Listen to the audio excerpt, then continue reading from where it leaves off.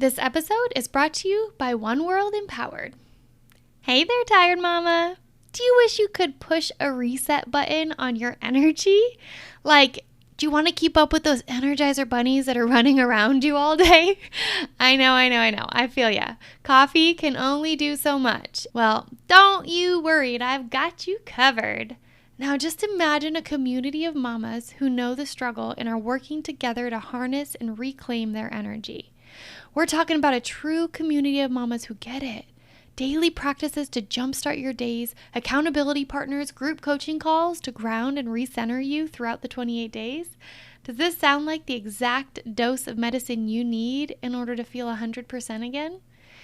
If so, this program is exactly what you need if you want to be more present with your kiddos, if you think a new routine will help you maximize your time and you enjoy having an accountability partner to help you with developing that new routine and those new habits, if you'd like to increase your patience and energy all while reducing your stress and anxiety, and if you think it would be amazing to have an understanding community of mamas who get it and are on the same path towards healing.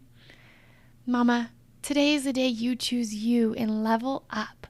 Come join our 28-day energetic reset for moms by visiting www.oneworldempowered.com/workwithme and click the Learn More option next to the Energetic Reset program, or just scroll down and click the link in my show notes below. I can't wait to meet you and witness you step into your full potential. See you there, Mama.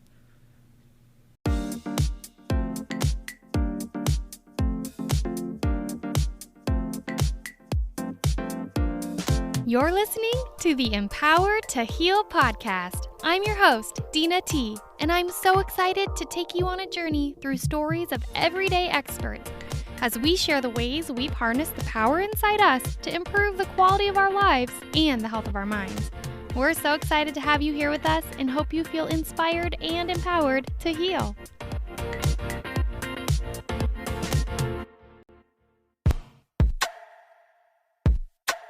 Black girl from the ground.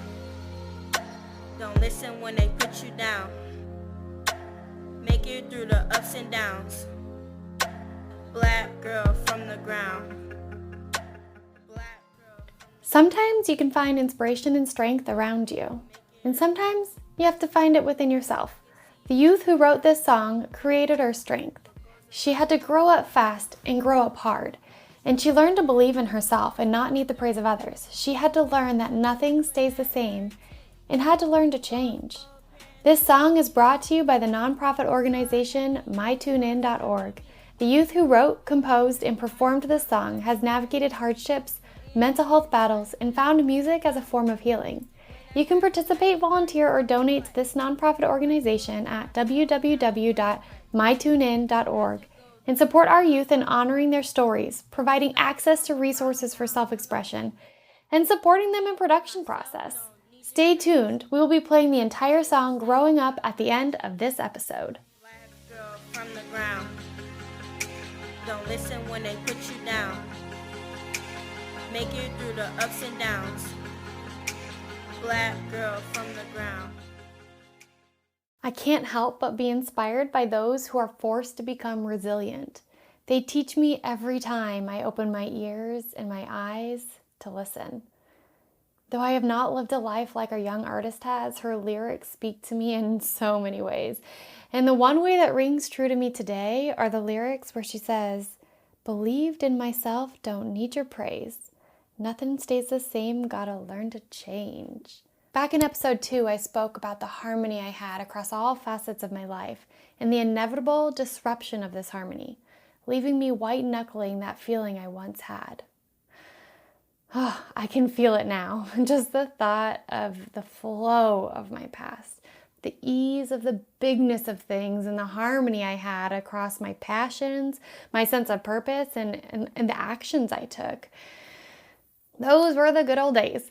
You know, when you're younger, it seems like living in your flow just comes naturally. Even when I was in my early to mid-20s, it was so easy to say yes to the things that made sense without overthinking it. without weighing the pros and the cons, without feeling the weight of the world on your shoulders. It's like my brain intuitively knew how to make choices that just matched and aligned with what my soul needed. I think it was more than just making choices, though. I think that I attracted a life that matched my purpose. Like, the choices were laid out in front of me, and it was just so natural to follow them. You know, I think I can get like that sometimes. I hold on to the things that I've outgrown with like a death grip, squinting to see how things used to be and refusing to open my eyes to what's actually on the horizon. I am a creature of habit, and I seek comfort, and I just snuggle into the thoughts that once brought me a sense of peace. You know, it's kind of like a warm blanket on a cold day until the heater in the house warms you up and you got to take the blanket off and adjust to your new atmosphere. So the readjusting period is something that I often fumble through. And if you have ever met me in person, you know I can be eloquent with my words and my like approach to things. And simultaneously, I can be completely uncoordinated and klutzy. I'm a klutz. I am clumsy. This also fits my experience in life as I outgrew the environments that I was in and I needed to shift. The tides turned and changed, and I kept plowing straight ahead in my speedboat, not realizing the opportunity to just like jump off and kayak and enjoy the new waters. I remember the first time as an adult that my harmony felt disrupted and out of my control. The path that I had chose for myself, it was removed from being an easy option. It was told to me that it was off limits, and I believed that. And the path that I took after that held the choices of love and community or anger and spite. And I remember the start of that journey actually began with anger and spite. And it shifted into love and community, but it didn't shift without a whole lot of turbulence. Once I began to like open my eyes to living in the moment again, I was able to make that shift. Now, I remember choosing to go to NAU as a means to get away from all that was stressing me, get away from control, get away from the things that said no to the options that I felt called towards. And I went to NAU with my two very best friends in the entire universe. We went to go live in the pine trees. We joined dorm life and we started our own lives. It was a crazy, fun, developing time. And I did not feel, at that point in time, I did not feel called to go to college. I didn't feel like college was for me yet. I had my mind set on other things first and then college later. And I knew what I wanted to do with the rest of my life was going to entail working with kids who were special. Kids who experienced life different than me and had developed their own forms of resilience to engage with the world around them.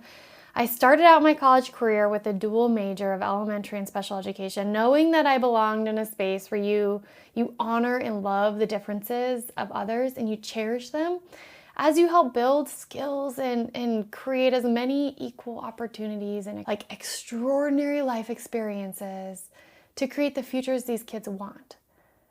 I quickly learned that traditional teaching was not my path, but I didn't know where to turn. Taking a step out of my flow and trying to recreate it with different building materials was clumsy. I knew the basis of what I wanted to accomplish in this world through my work, but I didn't know the vessel in which I would actually accomplish this. I knew I had always wanted to work with kids, and I had always worked with kids, even when I was a kid. I started a babysitting club with my friends at the age of 12, and I was literally a nanny and a babysitter all the freaking time. And then I volunteered to do vacation Bible school at church. I became a camp counselor, and camp is where I met two of the most amazing souls in this universe, one of which guided me on my path in life, Keith and Amanda. Keith was the director of the camps that I went to, and Amanda was his wife and helped run the camps as well. And Keith wasn't always the director. I don't know when they became the actual director or not, but I first went to camp at the age of 6, and I was embraced with the love of Amanda. I was given the opportunity to find safety outside of my home, build friendships with people from different walks of life, and try new things. And it was scary. I tried scary things. And during that time, Amanda was a mom to me when I didn't have my mom close by. She always made sure I drank enough water. She constantly provided me with chapsticks. I don't know how many chapsticks I went through, but she was like loading me up on them chapsticks. And she would always take time to stop and share life stories and lessons. And they were always based around kindness and love and different ways to see life, different ways to see the relationships we create within our lives.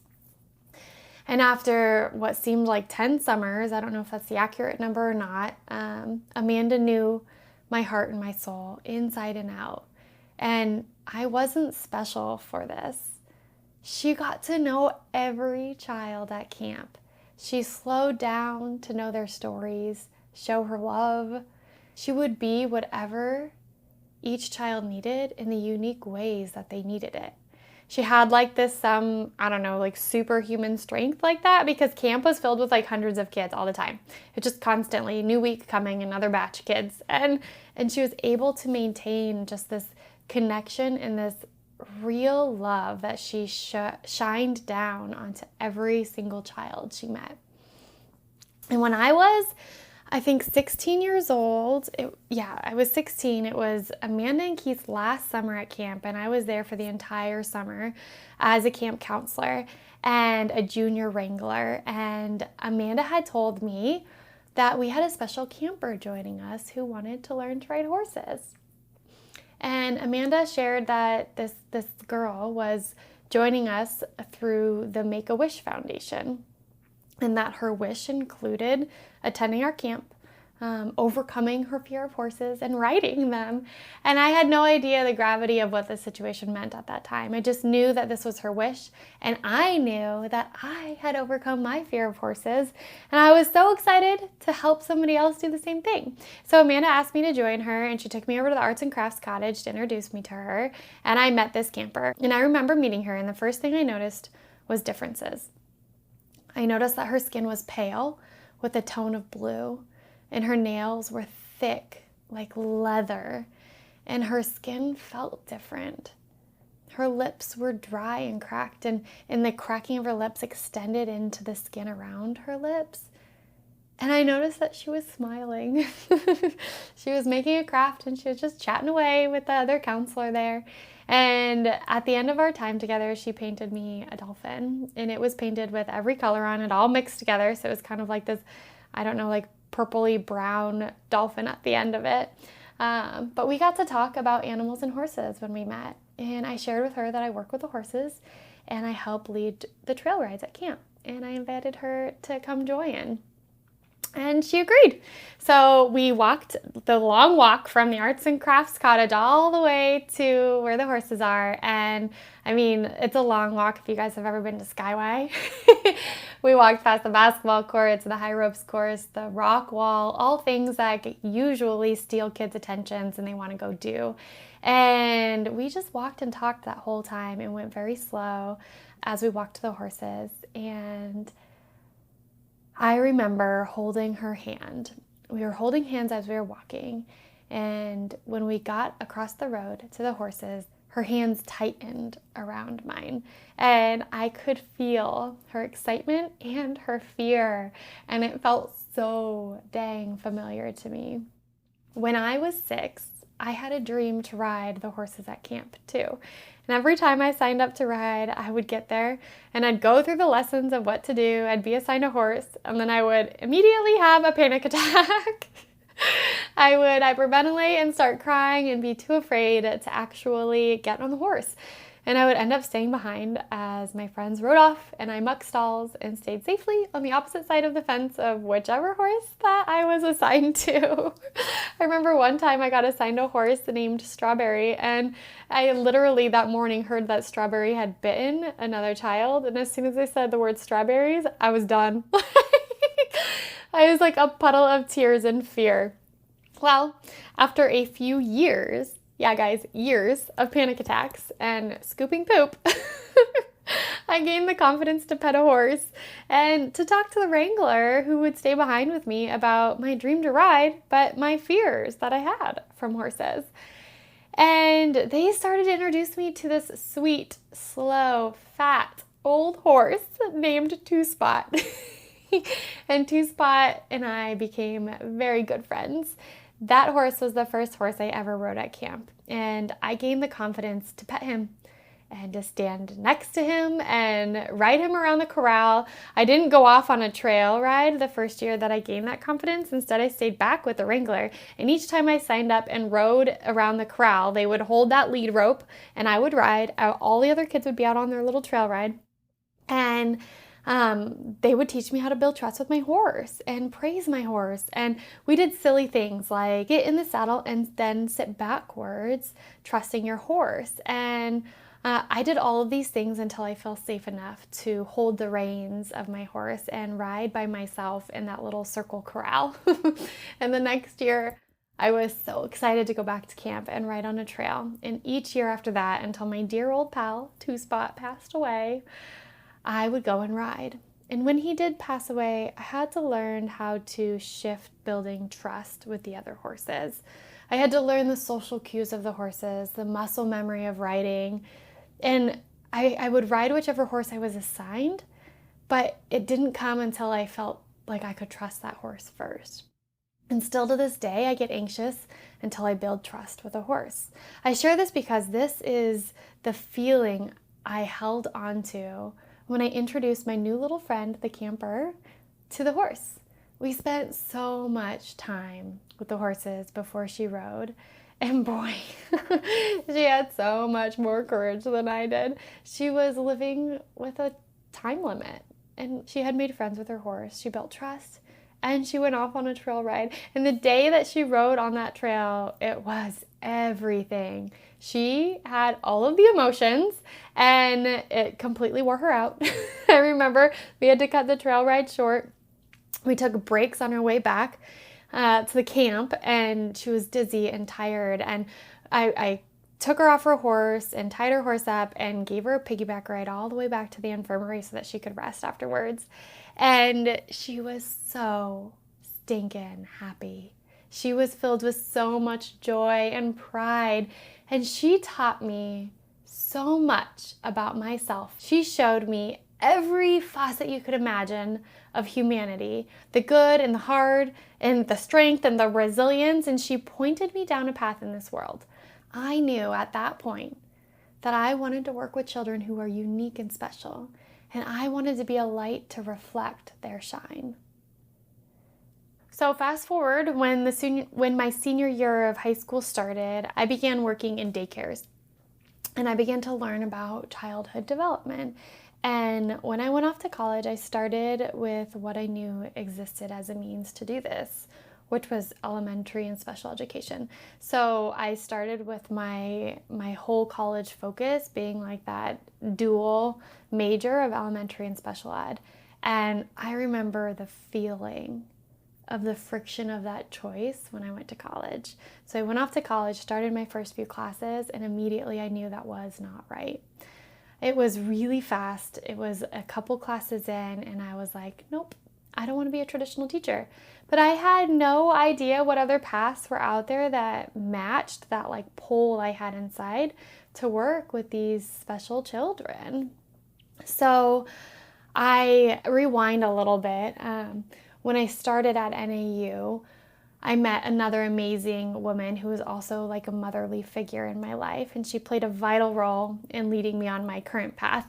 And so when I first decided to go to NAU, my mom did everything she could to ensure that I was introduced to spiritual leaders and a community on campus that would feel like home for me.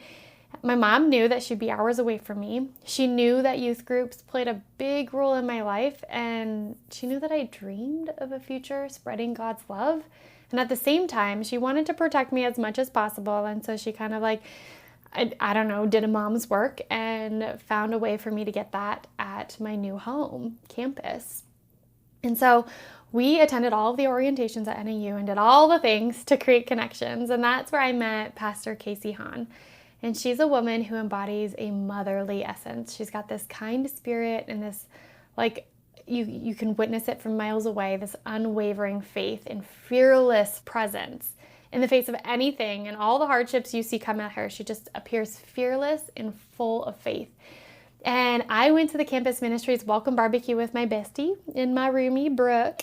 And I made new friends and started to attend the weekend church services. And they also had like a weekday Bible study and gathering. And I witnessed firsthand how Casey led through grace and understanding. She would allow the students that were tired to sleep, even if it was in the middle of her sharing a message. She would honor it, and she would say if they're tired, they need to sleep. She would feed anyone who's hungry. There was a whole kitchen there, and they often created meals. She would provide comfort and love and embody the love that God had in all that she did. If she noticed you were feeling heavy, she spent time with you. And she went above and beyond all that. She created spiritual walks. We cleaned up the community. We helped with building and opening of a local homeless shelter. We put on plays. We went to concerts. We traveled. We went on retreats. We went to Taizé, a monastery in France, for Holy Week. We built houses in New Orleans to help with repairs from Hurricane Katrina. Like, we did all sorts of things. The ministry was all about giving back, like very missionary based. We did all of those things throughout my time at NAU, like a 3-year time span. But within just a few months of being there, she showed me how I can impact the world and suggested that I sign up for social work classes, which, like, ding, ding, ding, was like the sweet spot. I had no idea what social work was. I had to ask her. I was like, what is that? I didn't grow up in a world where I knew what social work was. And so anywho, between Amanda at camp and Casey at NAU, I was directed into this world in a way that felt like harmonious with who I was. I needed the outside guidance of these two beautiful souls that took the time to see me and see who I was. And my first year in college, guys, was really bumpy. I don't want to like gloss over that. I was not feeling my major with education. I looked up and researched going to different colleges. I looked up pursuing an education in ministries. I felt at odds with myself, with where I was meant to go. And I was like white knuckling the dreams and the calling that I had felt that I had had once. And once I found social work, which was my second year into school, I felt the harmony. I felt the flow. I met my people. The relationships were easy. They were action-oriented. They were kind and thoughtful. They pressed the boundaries of the existence of social justice issues as we knew it, and they cherished all humans. They literally shined the light to let the beauty that exists in this world shine. And the next 3 years were simple. So the next 3 years, and I don't mean simple in terms of education, y'all, because I crammed a hell of a lot in those next 3 years, because I finished off, I did, in those 2 years, I did my entire major and my bachelor's in social work, and then the following year, I did my entire master's in social work. But it was easy in the way that it felt harmonious. Like I was meant to do that work, and studying it just made sense. And it was all worth it. It felt like it was just all meant to be.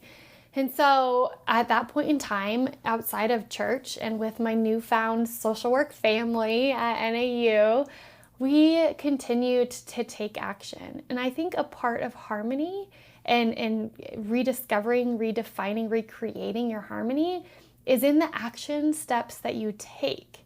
So the things that we did from that point forward, they just felt so right. I continued to volunteer at the homeless shelter. I remember making friends with this sweet woman named Della. She was a beautiful soul. She had Down syndrome and she worked in the union at NAU.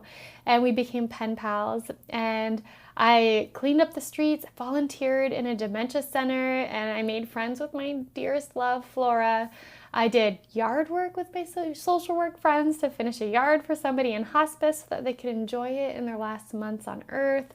And I did all of this with my people, with my social work family. I did my internship at the domestic violence shelter. I exposed myself to experiences I never had, stories that I will never forget. And I learned how to be an activist for those in need. how to navigate crisis naturally and with love and kindness, and how to see people for who they are, not how they are. So fast forward, outside of school, I graduated with my master's degree, and I was off into the world to figure out how I was going to use my newfound knowledge and put it to work. And I found myself at the agency that I recently left, Child and Family Support Services. I worked there for like just under 10 years. And I shared this with you guys in episode 2, but in the last couple of years there, my harmony was starting to shift. And I could feel myself holding on to that dream like I discussed earlier.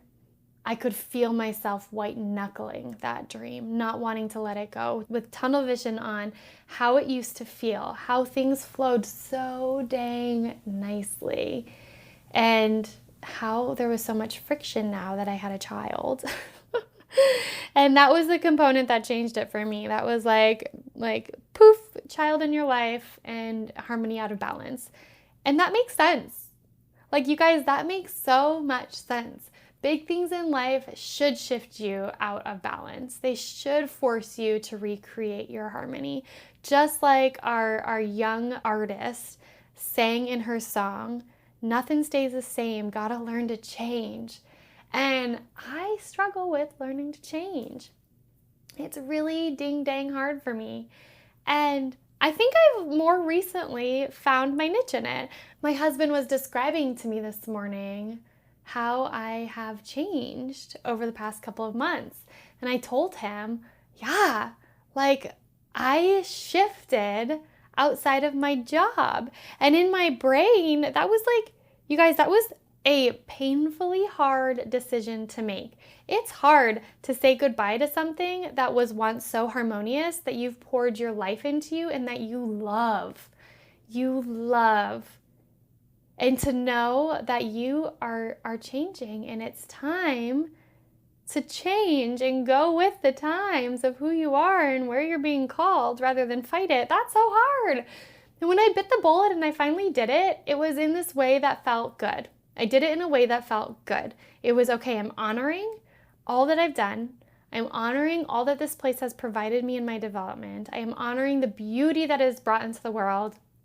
And now I'm also honoring myself and who I am and what I feel called to do. And then I left work and I dove into this podcast.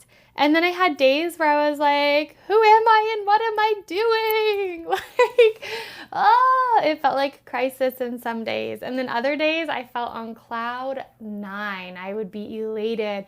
Like, yes, I feel like what I did mattered. I made a difference. And that was not, those days, it was scattered, right? It wasn't like this flow. And I feel like just in this past week, I'm starting to find my flow.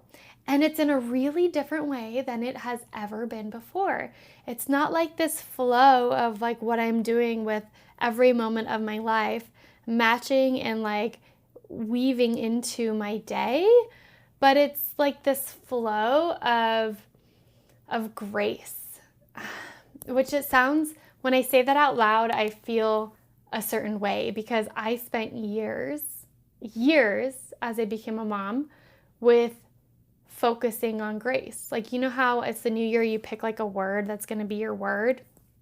Well, grace was my word for like a couple years in a row. And I felt like I had done good with that. And so the next year I picked a different word. And you guys, we're never done with it. We're never done. Even if we feel like we've mastered grace, we haven't. Maybe in that flow state or in that moment we did, but the next like thing that comes at us to change us forces us to shift and grow. And it's not always graceful. Well, I feel like I finally am finding grace again, and it is helping me find a state of flow and harmony in my life. And that grace is coming from a place of me being gentle with myself, me understanding what I need as a creator and providing that environment or that stimulating myself in that way so that I can create in a way that I'm proud of and feeling natural with. And it's also come with like moments of me just like being. That sounds silly, but like moments where I'm like, okay, I'm just gonna do this today because why the heck not? What? Like, if you know me and that's coming out of my mouth right now, you're like, wait, what? But finding moments to just be with myself and not judge it. And it is so hard to do, but I'm like figuring out a groove with it. Typically, what I have done in the past is I'll be like, okay, yeah, this sounds great. This is wonderful. I'm so excited. I'm going to go do this. Yay, this is a plan. And then I do it and I'm like, oh my goodness, why am I doing this? I need to be doing X, Y, and Z instead. This is not productive. These goals on the sidelines, these goals feel like they're on the sidelines right now. And I didn't see like downtime or being present with myself or just doing something for the heck of it as a way to foster my creativity or to contribute to my larger goal in any way. But now I do. I now feel like that matters and it's okay and there's no guilt attached and I'm not worried what other people are thinking and what? It's magical. It's really empowering and like liberating. And so this whole episode, I've shared a lot of stories with you guys around people in my life who have contributed to helping me find my flow, directed me down the path that they knew was right for my soul, even when I didn't know. And I think a lot of that came from how I lived and attracted the people around me. When I fell off that harmony bandwagon, I was attracting the people who were like me, the people who were workaholics, the people who wanted to make a difference, the people who would do anything and everything for the other person. Those are all good things, right? Well, I don't think the workaholic thing is always good, but those are things that I still have pride in. But I wasn't also attracting the choices or the options or the experiences in my life that validate just being. And now I feel like I am. So to wrap up this whole episode, the moral, the value, the point of all of this is that if we are trying to live a life that's in harmony, it takes action. We have to take action steps. And as we take action and we live our life out that way, we will attract more of that and more direction. People have always told me that we just need to know the why and the what of our desires. What do you want? Why do you want? Why does that matter? What's the importance to you? What does it look like? And that the how is not our responsibility. The how is provided to us through those choices and options that lay out. Whether that's from a higher power like God or the universe, that how gets created. But we have to take the action steps to get there. We have to believe, we have to know what the harmony is. We have to take the action steps. We have to open the door and live life in a way that's spewing out of us. And the how will be laid out in front of us, just like it was when I was little. Right? Amanda, I mean, as a 16-year-old, I had no idea that I wanted to work with kids that are unique and special. But Amanda knew. She laid that path out, whether she knew in her soul or the divine knew. She laid that path out for me, and I took it. And just like Casey Hahn, when she got to know me, and saw what made me tick, she put an option in front of me, whether it was the divine working through her or her herself, put that option in front of me, and I took it. I don't know if I would have seen those options if I didn't act and live how I am, who I am. I don't know if I would have taken those options if I didn't interact with the people around me in an authentic way of who I am. The options that are provided are tailored to who you are authentically showing up to be. And if you're not authentically showing up to be yourself, I don't know if the options that are put in front of you are the ones that are meant for you. I hope you guys think on that a little bit.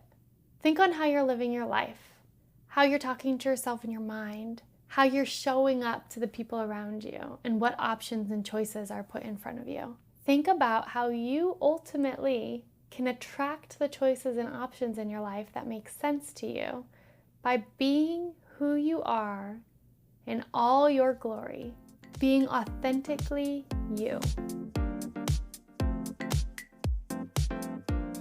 Thank you so much for tuning in today. I hope you are feeling inspired and empowered in your own healing journey. I know that many of you listening might be reflecting on your own stories that you may feel called to share. If so, please reach out to me at dinat@empowertoheal.com. That's DENAT@empower2heal.com. Or drop me a message through my Instagram handle at empower2heal. I would love to connect with you and learn about your journeys so that we can hopefully continue to spread these powerful life lessons on empowering ourselves to heal. My contacts will also be linked in the show notes below so that you can easily find me. We are so eager to start a movement in showcasing the many ways we can heal. And you can be part of this movement too by capturing images and tagging them #empower2heal on Instagram. We look forward to seeing all the ways that you are empowered to heal. I love you, beautiful souls, and thank you so much. Please be sure to subscribe, like, and review.